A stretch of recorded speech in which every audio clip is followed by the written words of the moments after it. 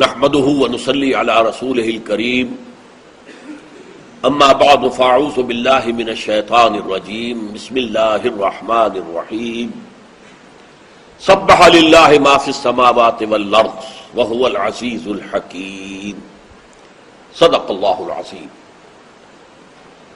میں عرض کر چکا ہوں کہ 10 مدنی صورتوں کے اس گلدستے میں 5 صورتیں وہ ہیں جو تسبیح کے ذکر سے شروع ہوتی ہیں۔ ان میں بھی ایک عجیب حسن ہے۔ ابھی جو سورہ حدید ہم شروع کر رہے ہیں اس میں فرمایا سبح للہ ما فی السماوات والارض، دوبارہ وما فی الارض نہیں کہا، ابھی یہاں مختصر ہے۔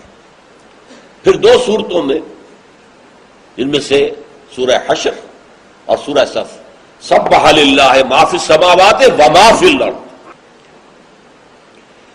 اب یہ 5 مسبحات میں سے اب دیکھیے اس پہلے کے وزن پر یسبح لہ ما فی السماوات والارض، یہ سورہ حشر کے آخر میں آتا ہے مضارع، اور 2 صورتوں میں مضارع جو ہے سورہ جمعہ اور سورہ تغابن یسبح للہ ما فی السماوات وما فی الارض۔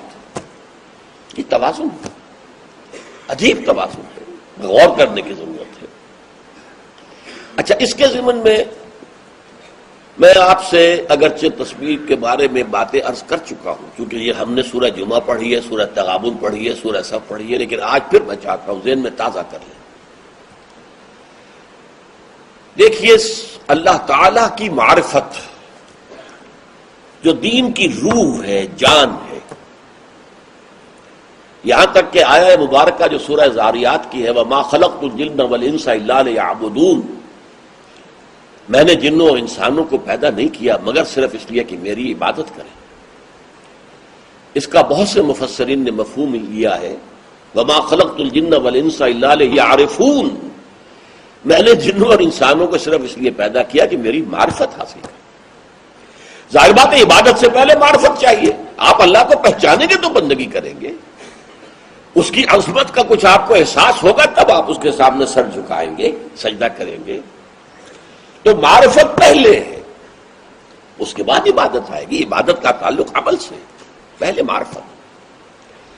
اب غور کیجئے، معرفت خدا بندی 2 حصے کر لیجئے۔ معرفت ذات ناممکن ناممکن ناممکن۔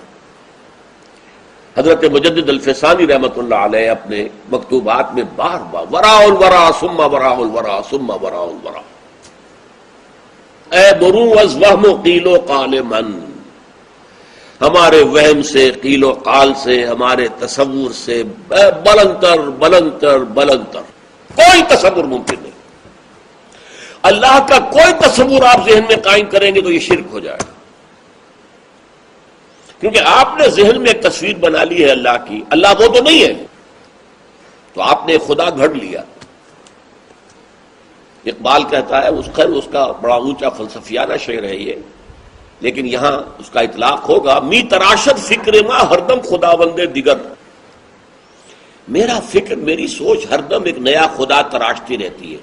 جیسے کوئی بت تراش ہے، آج ایک بت تراشا، دوسرا پھر بت تراش لیا، تیسرا پھر بت بنا لیا۔ مجسمہ تراش ہے، بنانے والا ہے مجسمہ ساز ہے، مجسمے بنا رہا۔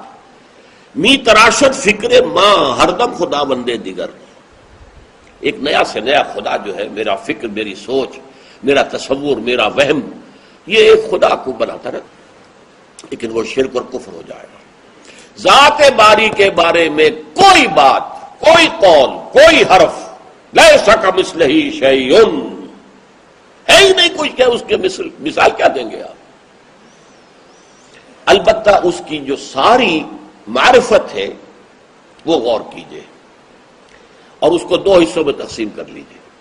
پہلے میں نے کہا معرفت ذات، وہ ہمارے آؤٹ آف باؤنڈس، ہمارے دائرہ کار سے، ہمارے فہم سے، ادراک سے باہر ہے، وراء الورا ثم وراء الورا ثم وراء الورا۔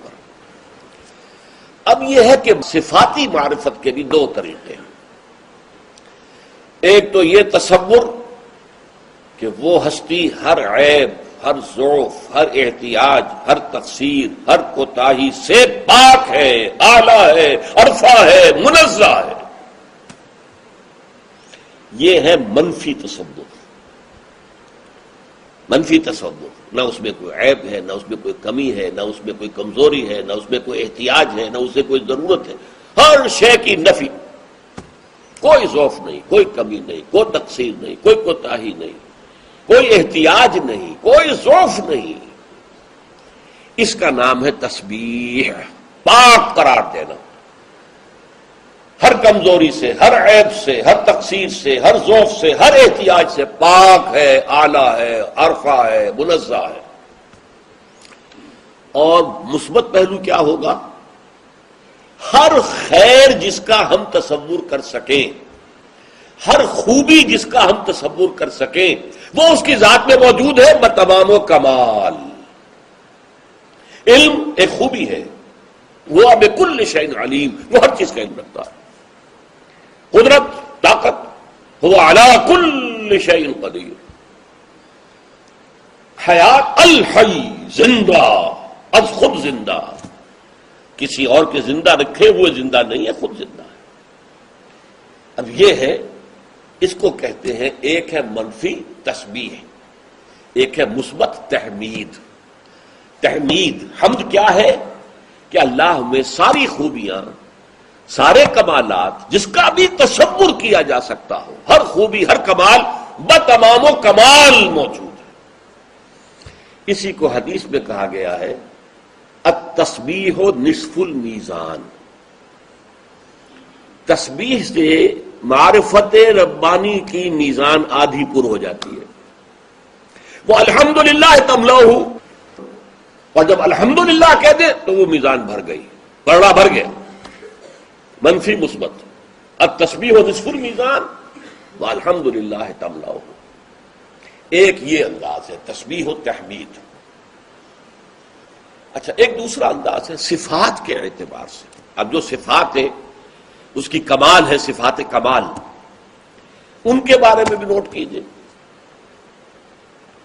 ان صفات کے بارے میں بھی ہم نہ ان کی کیفیت کو جان سکتے ہیں، نہ کمیت کو جان سکتے ہیں. یہ الفاظ ذرا مشکل ہو گئے. کمیت کسے کہتے ہیں؟ Quantity, quality and quantity. Quality کیفیت، کوانٹٹی کمیت. نہیں جان سکتے. اللہ قدیر ہے، کتنا قدیر ہے ہم جان سکتے ہیں؟ ہمارے ذہن میں قدرت کا کتنا تصور آئے گا؟ یہ ہمارے دماغ کی جو ہے ترازو، یہ سونے چاندی کو تولنے کے لیے ماشے تولے تول سکتی ہے، یہ ٹنوں وزن تو نہیں تول سکتی. اللہ علیم ہے، کتنا علیم ہے؟ Can we imagine? کتنا علیم ہے؟ اگر ہم امیجن کر سکیں تو اس کا مطلب ہے ہم نے اللہ کے علم کا احاطہ کر لیا. معاذ اللہ. کتنے کا تو تب بات ہوگی نا جب کہ آپ نے اس کے علم کا احاطہ کر لیا. اتنا ہے. اسی طریقے سے مثلا اللہ بصیر ہے، دیکھتا ہے. کیسے دیکھتا ہے؟ کیا اس کی آنکھیں ہیں؟ کیا اسے دیکھنے کے لیے روشنی کی ضرورت ہے؟ ہم تو آنکھوں سے دیکھتے ہیں، پھر ہمیں تو روشنی چاہیے ورنہ کچھ نہیں دیکھ سکتے. معاذ اللہ ثم معاذ اللہ. وہ کیسے دیکھتا ہے ہم نہیں جانتے. وہ کیسے سنتا ہے؟ بکل شیء بصیر، بکل شیء سمیع، ہر شے کا سننے والا، ہر شے کا دیکھنے والا. سمیع البصیر، سمیع البصیر، السمیع البصیر. کیسے دیکھتا ہے؟ We don't know. کیسے سنتا ہے؟ We don't know. کتنا علم رکھتا ہے؟ We don't know. کتنی قدرت ہے؟ We can't imagine. یہ ہے ہماری محدودیتیں. اللہ کا کوئی تصور قائم کرنا ہمارے لیے ممکن نہیں. البتہ اقبال نے ایک بات کہی ہے، بہت خوبصورتی کے ساتھ کہی ہے. یہ انگریزی کے دو الفاظ ذرا سمجھنے ہوں گے. This universe is a concept, God is percept. Perception میں اور کانسیپشن میں کیا فرق ہے؟ کنسیپشن ہے کسی چیز کا تصور کر لینا پورا، وہ تو احاطہ ہوگا تب ہوگا نا، کوئی آپ تصور قائم کر سکیں. تو یہ یونیورس تو جو ہے وہ کانسیپٹ ہے، اللہ کی ذات کانسیپٹ نہیں ہو سکتی، پرسیپٹ ہے. پرسیپٹ کہتے ہیں کسی چیز کی پرسیپشن، محسوس کر لینا کہ ہے. اب اس کی سادہ ترین مثال میں آپ کو دے رہا ہوں.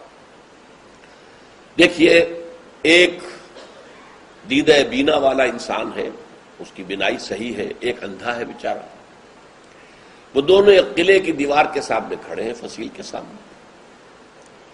وہ جو دیکھنے والا ہے اس کو اندازہ ہے یہ فصیل کتنی اونچی ہے، کس رنگ کی ہے، کیسی ہے.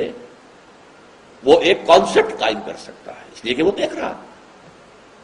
لیکن اندھا کیا کرے گا؟ صرف جا کر ٹٹول کر کے ہے دیوار ہے بس. کتنی اونچی ہے، کیسی ہے، کس رنگ کی ہے، یہ پرسپشن ہے، percept. We can feel within our heart the existence of God. جیسے کہ ایک اندھا دیوار کو ہاتھ لگا کر کہتا ہاں دیوار ہے، دیوار ہے، دیوار ہے.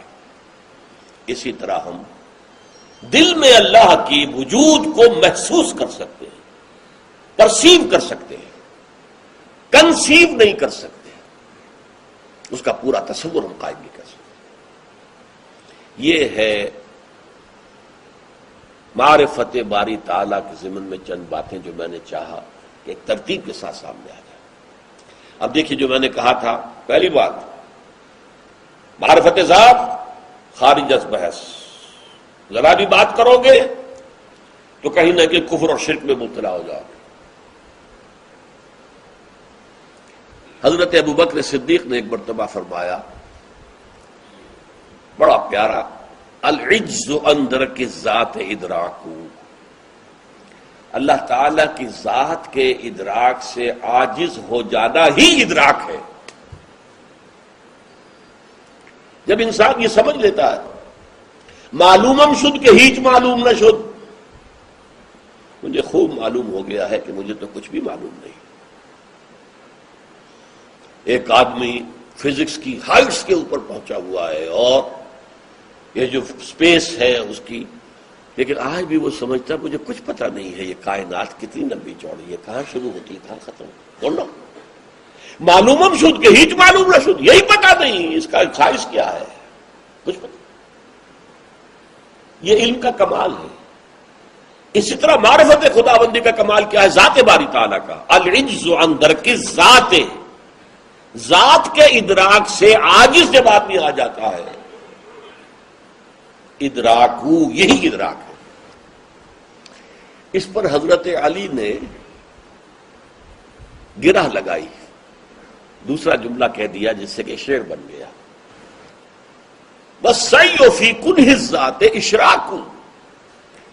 ذات کے ادراک کی کوشش کرنا شرک بن جائے گا. یہ میں بیان کر چکا ہوں.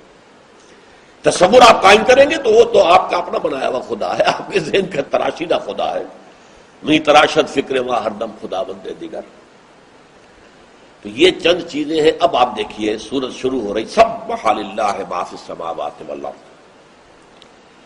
سبح یسبح کا مادہ عربی زبان میں آتا ہے تیرنے کے لیے یا فضا یا خلا میں اپنی سطح کو برقرار رکھنے کے لیے.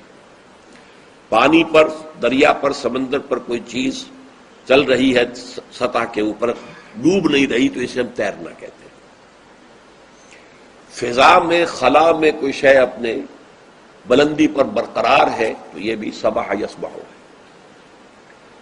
سبح یسبح خود تیرنا یا خود اپنی سطح کو برقرار رکھنا. اسی معنی میں قرآن مجید میں سورہ یاسین میں آیا ہے، تمام سیارے